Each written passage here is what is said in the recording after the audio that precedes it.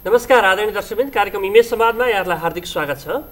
आजको यस श्रृङ्खलामा हामी नेपालको परराष्ट्र नीतिका सन्दर्भमा कुराकानी गर्नेछौँ र सन्दर्भमा हामी जोड्नेछौँ प्रधानमन्त्री डाक्टर बाबुराम भट्टराईको संयुक्त राष्ट्रसङ्घको महासभामा हुने सम्बोधनका विषयलाई पनि कतै न कतै हामी छुनेछौँ।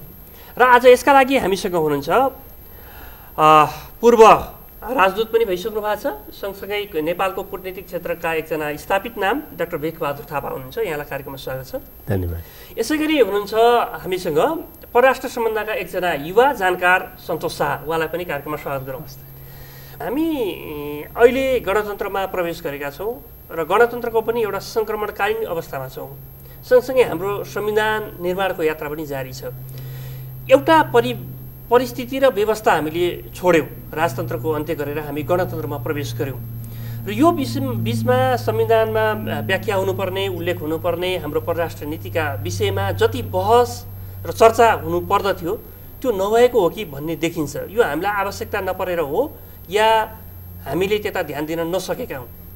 चर्चा नभएकै त होइन, तर जुन रूपमा या जुन गतिमा चाहिँ यो प्रश्नहरू उठाइनु पर्ने थियो, अन्य विषयहरूमा जति चर्चा छ, विदेश नीतिको बारेमा त्यति विधि चाहिँ नि बहस भएको देखिन्न, त्योभन्दा कम देखिन्छ। तर मूल कुरो के हो भने विदेश नीतिको निर्धारणमा चाहिँ एक प्रकारले धेरै कुरामा निरन्तरता रहन्छ। त्यो केमा, किनभने त्यो राष्ट्रिय स्वार्थसँग सम्बन्धित कुरा छ। राष्ट्रिय स्वार्थ भनेर भनेको चाहिँ नि सत्ता परिवर्तन हुँदैमा, प्रधानमन्त्री परिवर्तन हुँदैमा, पार्टी परिवर्तन हुँदैमा राष्ट्रिय स्वार्थमा आमूल परिवर्तन हुँदैन। केही परिवर्तन र दृष्टिकोणमा फरक हुन्छ, तर चाहिँ नि राष्ट्रिय स्वार्थको समष्टि रूपमा चाहे हाम्रो भूभाग भनौँ, चाहे प्राकृतिक सम्पदा भनौँ, चाहे हाम्रो नागरिकहरूको समूह, वास्तवमा राष्ट्रलाई चिनाउने कुरा यिनै तीनटा कुरा हुन्। अब त्यो चाहिँ एक प्रकारले हेर्दाखेरि चाहिँ नि त्यो चाहिँ त्यति परिवर्तनशील कुरा होइन। त्यसले गर्दाखेरि चाहिँ नि बहस कम भएको कारण, किनकि अहिले हाम्रो चाहिँ आन्तरिक राज्यको चाहिँ राजनैतिक सामाजिक बनोटमा हामीहरू चाहिँ ज्यादै केन्द्रित छौँ। यो विषय संविधानमा पनि उल्लेख हुनुपर्ने विषय होला, हाम्रो परराष्ट्र नीति कस्तो हुनुपर्ने भन्ने कुरा अवश्य होइन। त्यसका लागि यहाँले अघि भन्नुभयो जस्तै सत्ता परिवर्तन या सरकार परिवर्तनसँग व्यक्ति परिवर्तनसँग धेरै अर्थ नराख्ला, तर हामी एउटा व्यवस्था नै भनौँ न, एउटा रेजिम चेन्ज गरेर अर्को रेजिम नयाँ व्यवस्थामा गइरहेका छौँ भन्दा त्यति बेला केही विषयवस्तु, केही सन्दर्भहरू परिवर्तन हुनु जरुरी छ या छैन? होइन, जरुरी भन्ने हेर्नुहोस्, अब यो अभ्यास नभएको त होइन।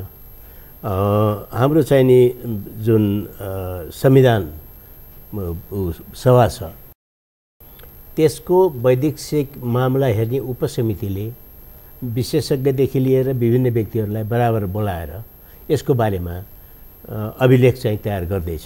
चाहे 7 सालको होस्, चाहे 46 सालको होस्, या चाहिँ तपाईँको चाहिँ 2002 सालको होस्, 2-3 सालको होस्, यो परिवर्तनमा चाहिँ नि अहम भूमिका नेपाली जनताले अवश्य खेलेका छन्। नेपालभित्रको चाहिँ आकाङ्क्षा अवश्य प्रतिबिम्बित छ, तर कता कता चाहिँ अदृश्य हातहरू बाहिरियाहरूको सबै ठाउँमा एउटा देशको अहम चाहिँ नि होइन भूमिका, अरूहरूको सद्भावना होला, प्रजातन्त्री मुलुकहरूको सद्भावना होला भन्दाखेरि अब यो एक किसिमले हेर्दाखेरि चाहिँ नि बाहिरबाट गरेको भन्दा नि बाह्य चाहिँ जुन समर्थन र सहयोग प्राप्त भयो र जसको भूमिलाई प्रयोग गरेर नेपालमा परिवर्तनको ल्याउनको लागि हाम्रो राजनीतिक कार्यकर्ताहरूले यो कुरो नेपालमा मात्रै भएन, अन्त पनि हुन्छ, नहुने कुरो होइन।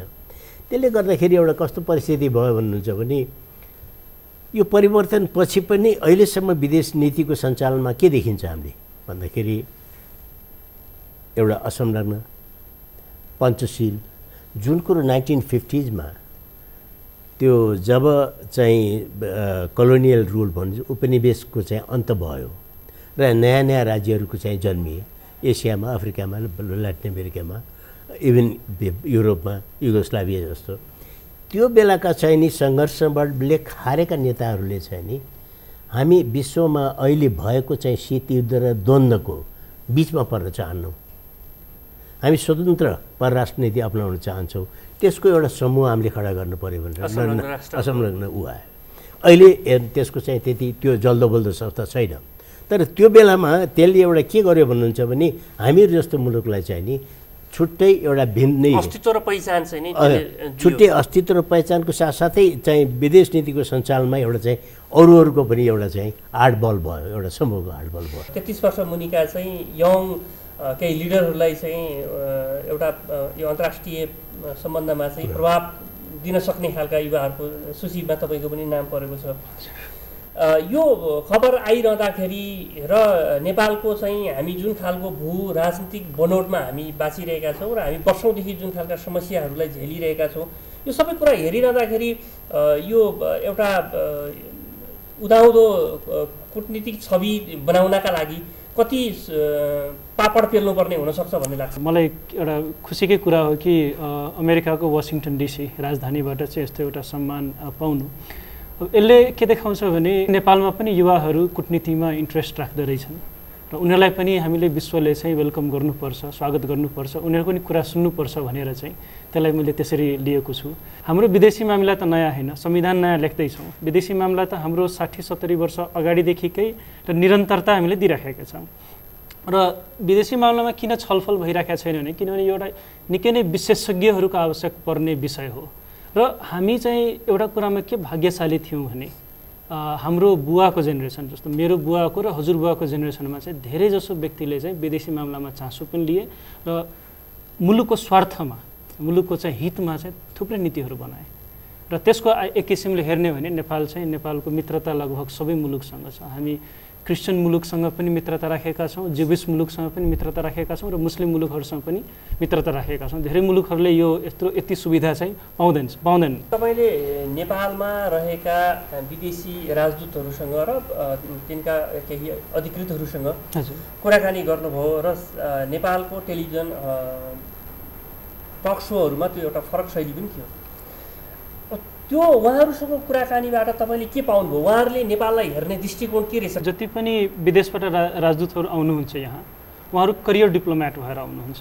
अब हामीबाट अहिले यो हाल फिलहाल भएको जुन एउटा परम्परा छ गत 8-10 वर्ष अथवा 46 साल पछि जो प्रधानमन्त्री फेरिने बित्तिकै चाहिँ राजदूत पनि फेरिदिने र आफ्नै हिजोसम्म सुटकेस बोकेको अथवा फाइल बोकेको व्यक्तिहरूलाई चाहिँ राजदूत बनाएर पठाइदिने, जबकि परराष्ट्र मन्त्रालयमै 20औं वर्षसम्म अनुभव बोकेका व्यक्तिहरू हुनुहुन्छ जसले चाहिँ परराष्ट्र मन्त्रालय परराष्ट्र नीतिप्रति नै आफ्नो जीवन एउटा समर्पण गर्नुभएको छ।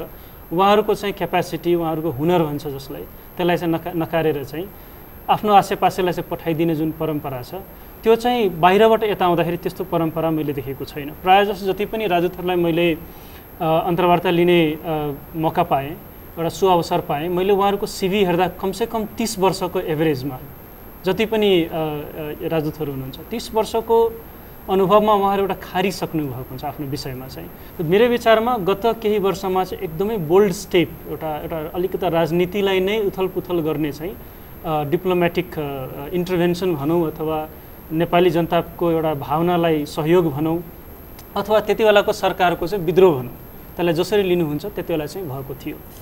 विदेशी कूटनीतिक हैसियतमा आएका राजदूतहरूले नेपालमा गर्ने सिधा भाषामा भन्यो भने चल्थ्यो होइन, नेपालीले सबैले बुझ्ने भाषामा भन्यो एउटा यो कति सुहाउँदो हो या होइन? जहाँसम्म बाहिरियाहरूको यहाँ चलखेल छ, सामान्यतः म राजदूत भएका मुलुकहरू मात्र होइन, धेरै परिपक्व प्रशासकीय एउटा चाहिँ पद्धति भएका मुलुकहरू र शासन सञ्चालनको प्रक्रिया पनि एक किसिमले विधान र कानुनले तोकेको मुलुकहरूमा चलखेल धेरै बाटो धेरै जान्ने त्यहाँ चाहिँ जस्तै विज्ञ व्यक्ति गए पनि धेरै चलखेल गर्ने ठाउँ चाहिँ हुन्न, किनकि त्यो प्रक्रिया तोकेको हुन्छ। त्यसैले हाम्रो यहाँ चाहिँ के छ भन्नुहुन्छ भने त्यसको अभावमा खास गरेर यो चाहिँ जुन एउटा सङ्गम काल छ र त्यो पनि भन्दिनँ, त्योभन्दा अगाडि पनि जान्छु म त। जब जोड्न खोजेको डाक्टर जस्तो हामीले के देख्यौँ भने अमुक देशका अमुक राजदूतहरू बिहान 6 बज्दा नबज्दै चाहिँ नि प्राइम मिनिस्टरको बेडमा पुग्ने। म त्यसैमा आउँदैछु कि मुख्य कुरो हेर्नुहोस्, अरूले किन चलखेल गरे भन्नुको साथसाथै हामीले चलखेल गर्न कसरी दियौँ, किन दियौँ होइन। एउटा निश्चित हेर्नुहोस् मापदण्ड हुन्छ, कार्य सञ्चालनको आधार हुन्छ।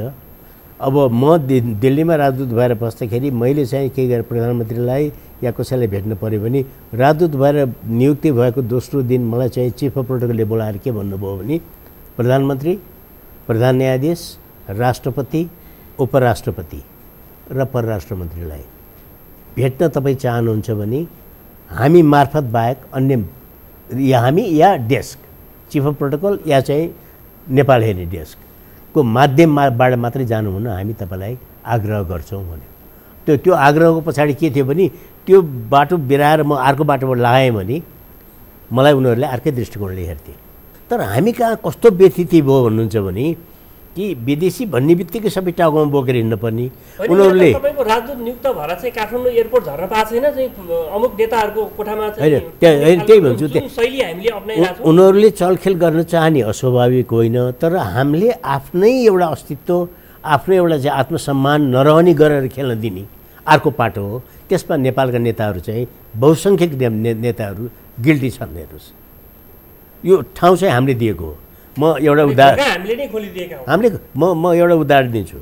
म दिल्लीमा राजदूत हुँदाखेरि तपाईँको यहाँ काठमाडौँमा दुईवटा विदेश सचिवहरूको चाहिँ बैठक वर्षैपछि हुने एउटा सम्झौता छ, समझदारी छ।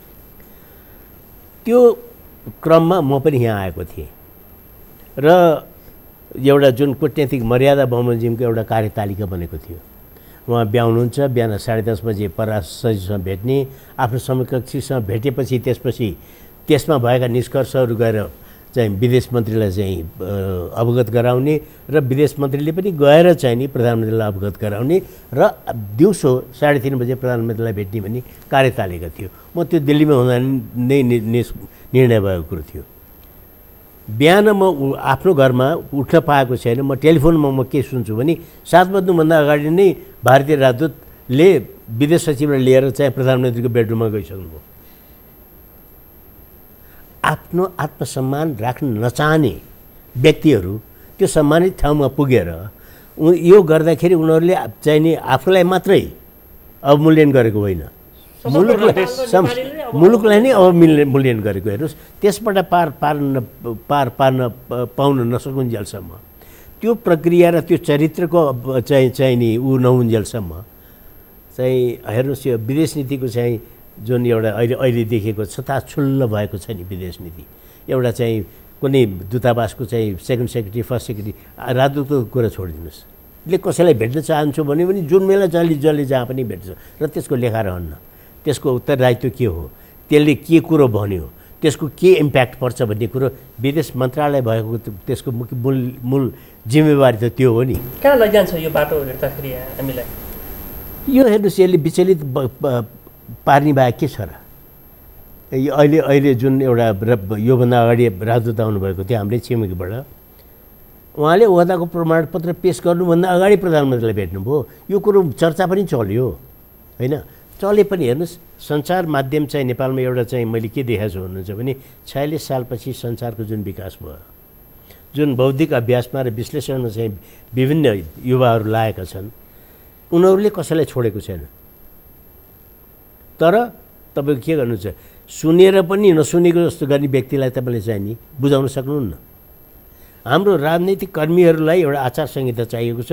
एक हप्ता पनि भएको छैन अहिले। हेर्नुहोस् न, एउटा परराष्ट्र मन्त्रालयले आचार संहिता ल्यायो भनेर भन्यो, किनकि उनीहरूले बाँकी विश्वमा भएको गतिविधिलाई हेरेर, त्यहाँको प्रचलनलाई हेरेर यो कुरो गर्दाखेरि चाहिँ नि सबै कुरोको लेखा पनि रहन्छ, त्यसको रेकर्ड रहन्छ र त्यो अनुसार हामी सबैले चाहिँ कन्डक्ट गर्नुपर्छ भनेर।